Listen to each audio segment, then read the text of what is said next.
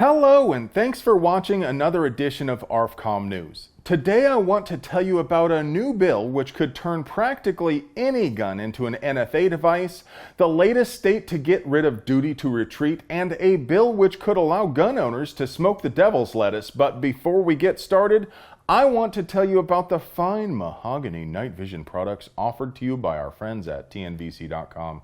Artfully handcrafted by earnest, hardworking Amish operators, TNVC night vision is unique and uncompromising, just like you. If you like seeing stuff more than not seeing stuff, take a look at our sponsor, TNVC.com, your source for quality night vision gear to make you the bump in the night.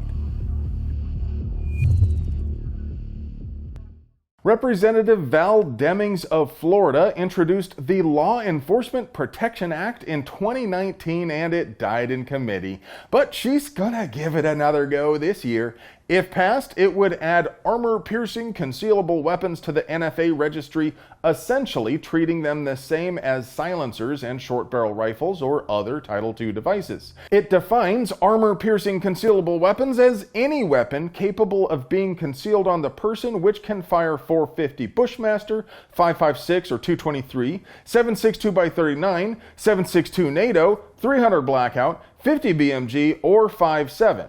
Oh. Yeah, and basically any other cartridge the ATF decides is capable of perforating soft armor. There are two big, giant problems here. The first is the law doesn't define what it means by concealable on the person.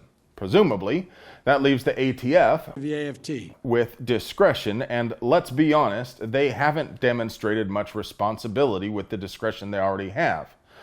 But even if they were to interpret this part in good faith, they could reasonably apply that description to almost anything if they make the determination with a big guy wearing a long coat.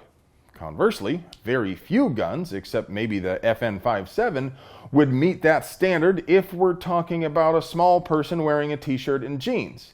And just how concealed are we talking here? Do you mean a trained professional can't tell without a metal detector, or do you mean a giant lump under the clothing, but they're still covering? But the even bigger problem is this bill would cover anything which can fire a round which can defeat soft armor. It doesn't define what level of body armor and instead refers to the standard body armor worn by law enforcement officers. Except that isn't a thing. Some departments issue armor, some require officers to source their own, various departments allow different threat levels, and some agencies don't even require armor at all. But even if we assume it means NIJ Level 3A, which is the highest threat level for soft armor, there are loads available in almost every caliber which are capable of defeating Level 3A. Does that mean every single 9mm pistol is now an NFA device? Seems like the sort of thing which appears poorly thought out at first glance, until you consider this may be a feature, not a bug. This bill doesn't have a bill number as of yet, but if it ever makes it out of committee, we'll definitely mobilize you folks to put a stop to it. North Dakota Governor Doug Burgum signed House Bill 1498 on April 20th, making North Dakota the 38th state to reject the duty to retreat. That leaves only 12 states left hanging on to this bizarre notion that one must attempt to flee from an attacker before vibe checking them. Contrary to the legacy media propaganda, stand your ground laws don't make it legal to gun someone down anytime you get your knickers twisted. You can still only use deadly physical force to protect yourself or another person from grievous harm. Obviously, having a legal duty to retreat puts people in a very dangerous position.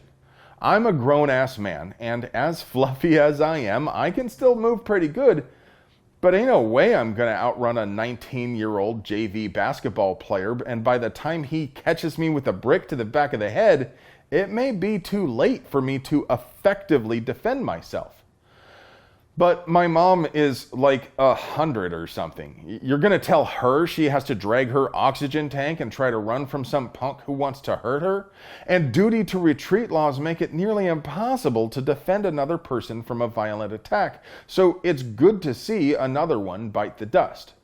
Governor Burgum also signed a proclamation declaring North Dakota to be a Second Amendment sanctuary state, but this proclamation doesn't really have any force of law. Other sanctuary states have passed statutes which prevent the use of any state, county, or local law enforcement resources in the enforcement of federal gun laws. So this is a nice gesture, but that's all it is. Does your state have legal reefer? Wrong. No, it doesn't. The devil's lettuce is still illegal at the federal level. It's Schedule 1, which means the FDA believes it has no medical value whatsoever. It also means no matter what your state's laws are, smoking them left-handed cigarettes makes you a prohibited possessor, so far as the ATF is concerned. So Representative Don Young introduced the Gun Rights and Marijuana Act. Wait, the Graham Act? Really? Anyway, the Graham Act, H.R. 2830, would carve out an exception to Question 21E on the 4473. Co-sponsor Representative Brian Mast of Florida said it should be up to individual states to determine their own marijuana laws, not the federal government. H.R. 2830 is in the House Judiciary Committee right now, but I gotta be honest, I don't know if it realistically has much chance of getting anywhere. I can't speak for everyone at ARFCOM, but I think it's stupid to put people in cages over any drug, most especially jazz cabbage. And I believe no one should be prevented from exercising their God-given right to arm themselves unless they are actually locked up at the moment. So it's not that I oppose this bill, I just think it's got about as much chance of passing as Wayne LaPierre does of donating his salary to fight for gun rights. Republicans tend to be rather authoritarian in regard to drug policy, and Democrats tend to be rather authoritarian in regard to gun rights, so I just don't see this one getting much traction on either side of the aisle. I just think it would be a lot more effective to reschedule Mary Jane altogether. What do you think? Does this bill have any chance of passing? Should it pass? Or is the ATF doing their best to hold back the scourge of reefer madness? Well, friends, that's all I have for you today. I hope you enjoy watching these things because I sure like making them for you. You guys are always asking me where I find my fly shirts, so this time I put a link to my shirt down there in the doobly-doo. But if you'd like to try your luck and see if you can win this rad shirt, post a comment containing the phrase, "Come out to the coast, we'll get together, have a few laughs" in the YouTube comments, and I will arbitrarily and unilaterally choose the best one. If you want to help us keep bringing you banger content like this, please support the folks who support us. Not only does TNVC.com give you night vision with that cool, refreshing, never bitter taste that goes down smooth, they also have mounts, lights, and all sorts of other gear to make you the bump in the night. I love you.